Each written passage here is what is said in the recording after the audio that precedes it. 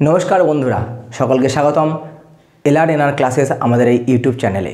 আমি সুব্রত মণ্ডল, আর আজকে আমরা পড়ব ওয়েস্ট বেঙ্গল বোর্ডের ক্লাস 9-এর ইংলিশের লেসন 9, যা হচ্ছে দ্য নর্থ শিপ, যেটি লিখেছেন ফিলিপ লার্কিন। তো আমাদের কবিতার নাম হচ্ছে দ্য নর্থ শিপ, অর্থাৎ উত্তরের জাহাজ।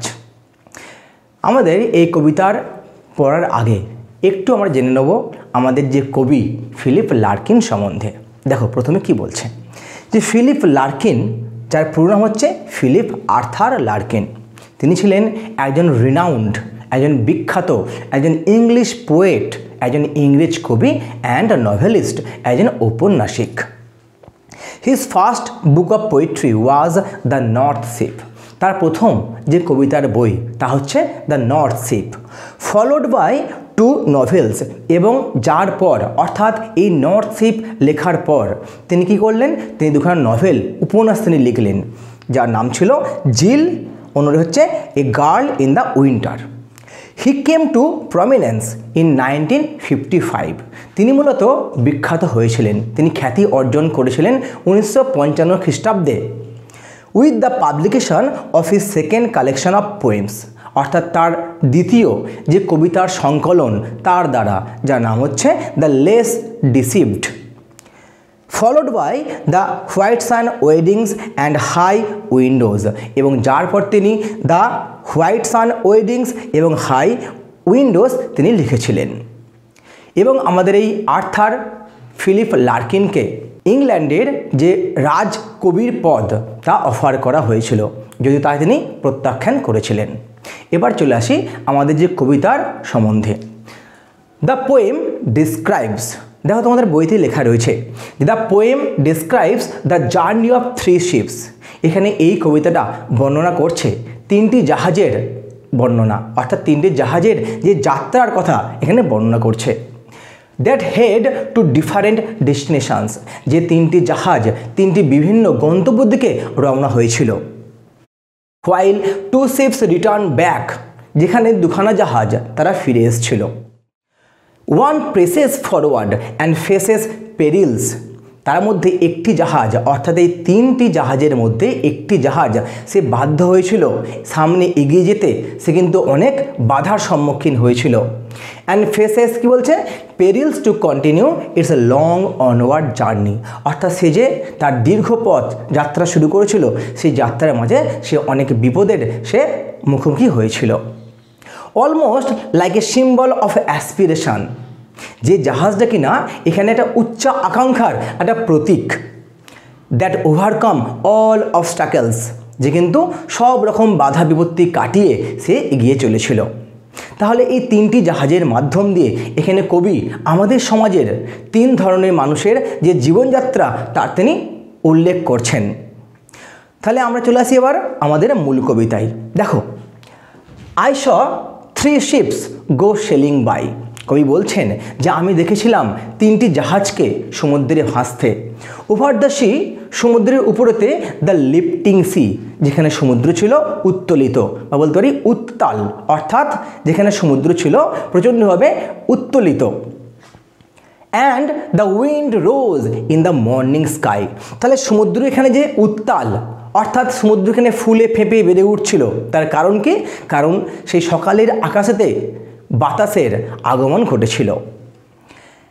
And one was rigged for a long journey, এবং এই 3টি জাহাজের মধ্যে একটি জাহাজ কিন্তু সে প্রস্তুত হয়েছিল দীর্ঘ যাত্রা করার জন্য।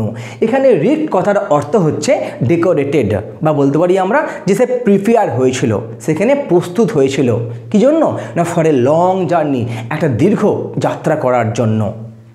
The first ship turned towards the west, প্রথম যে জাহাজটা সে গিয়েছিল পশ্চিম দিকেতে। Over the sea the running sea, সেই সমুদ্রের উপর দিয়ে যে সমুদ্রখানে চলমান, অর্থাৎ বলতে চেয়েছে যে সমুদ্রতে বাতাসের কন্ট্রোল ছিল। And by the wind was all possessed and carried to a rich country, এবং এখানে বাতাস অনুকূল থাকার জন্য সেই বাতাসের দ্বারা সম্পূর্ণরূপে কন্ট্রোল হয়ে সেই জাহাজটি পৌঁছেছিল একটি ধনী দেশেতে বাণিজ্য করার জন্য। The second ship turn towards the east. এবার যে দ্বিতীয় জাহাজটা সে গিয়েছিল পূব দিকেতে।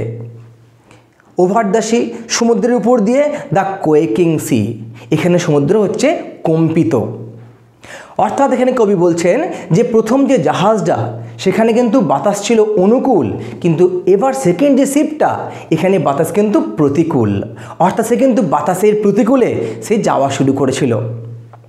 And the wind hunted it like a beast to anchor in captivity. এবং এখানে বাতাস কী করলো না, সেই জাহাজটিকে ঠিক একটি পশুর মতো তাকে শিকার করলো।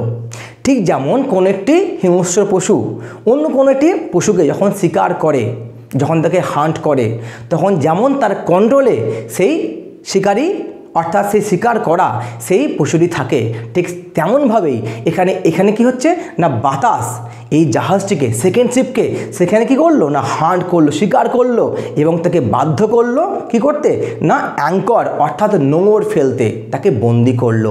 এখানে ক্যাপটিভিটি কথার অর্থ কি না, বন্দি করেছিল। The third ship drove towards the north. এবার আসছি আমরা তৃতীয় জাহাজকে নিয়ে। এখানে যে তৃতীয় জাহাজটি সে রওনা হয়েছিল উত্তর দিকেতে। ওভার দ্য সি, সমুদ্রের উপর দিয়ে, দ্য ডার্কেনিং সি, একেবারে অন্ধকার আচ্ছন্ন এক সমুদ্রের উপর দিয়ে। But no breath of wind came forth, কিন্তু এখানে কোনো বাতাস অর্থাৎ কোনো ব্রিজ, কোনো জেন্টেল ব্রিজ এখানে কিন্তু এসে উপস্থিত হলো না তাকে সাহায্য করার জন্য। অর্থাৎ এই যে থার্ড শিপ যখন সে রওনা হলো তার জন্য কোনোরূপ বাতাস, অনুকূল বাতাস কিন্তু এগিয়ে এলো না তাকে সাহায্য করে তাকে বাহিরে করে নিয়ে যাওয়ার জন্য। অ্যান্ড দ্য ডেক্স শোন ফ্রস্টলি, এবং কি হলো এখানে প্রচণ্ডভাবে অর্থাৎ এখানকার পরিবেশটা প্রচণ্ড শীতল হওয়ার জন্য সেখানে তুষার আবৃত হয়ে অর্থাৎ সেই জাহাজের যে ডেক তা কিন্তু ঝকঝক করে উঠল। The northern sky rose high and black. এবার উত্তরের যে আকাশটা, সেই সুউচ্চ আকাশটা সেটি পুরো কালো হয়ে এলো। তাহলে এখানে কি বলছে, যেখানে ডার্কেনিং শিপ প্রথম পেয়েছি আমরা এবং পরে পাচ্ছি যেখানে ব্ল্যাক বলছে নর্দার্ন স্কাইকে। কারণ কি, কারণ এখানে এই স্কাইতে, এই আকাশেতে অর্থাৎ এই আকাশের মধ্যে আমরা দেখতে পাচ্ছি যে কালো মেঘ ছেয়ে গেছে। তাহলে কি বলছে, the northern sky rose high and black over the proud unfruitful sea. এখানে কবি বলছেন যেখানে সমুদ্র কিন্তু প্রাউড, সেখানে অহংকারী, সেখানে গর্বিত এবং সেখানে নিষ্ফলা কেন, কারণ এখানে এই যে জাহাজটি যে এগিয়ে যাবে তার জন্য কোনো অনুকূল কোনো কিন্তু বাতাস সে এনে দেয়নি east and West the ships came back. পূর্বের এবং পশ্চিমের দুখানা জাহাজই ফিরে এসেছিল, হ্যাপিলি অর আনহ্যাপিলি।